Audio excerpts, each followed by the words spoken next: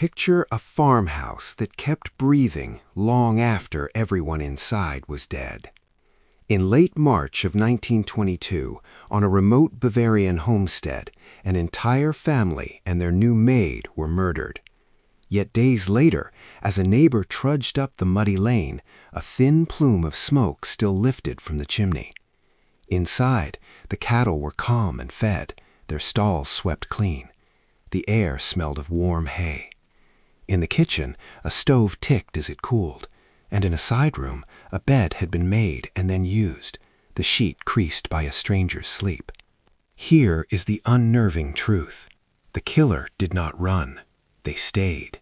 For days, someone moved through the silent halls, stroking a cow's flank until it calmed, stoking the coals against the chill, and sitting down to eat at the family's table. They lived in a house of the newly dead, just steps away from where the bodies lay hidden in the barn. This was not a sudden act of rage. It was a patient, quiet takeover. The terror had begun long before the murders. In the freshly fallen snow, a single set of footprints led to the farm, but none ever led away. Days before, the house keys had vanished without a trace.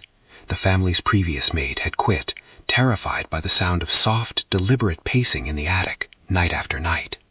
The new maid arrived on March 31. She never saw another dawn. What kind of killer lingers to keep a house breathing? This is not bravado. It is domination by routine. By feeding the animals and tending the fire, the murderer cloaked an act of ultimate violence in the mundane rhythm of farm life. It made the aftermath feel like just another day's work. This chilling control is why the case remains unsolved. A patient intruder leaves behind not a chaotic crime scene, but a disturbing sense of order. It's a reminder that activity can mimic safety, and the comfort of routine can be the most terrifying mask of all.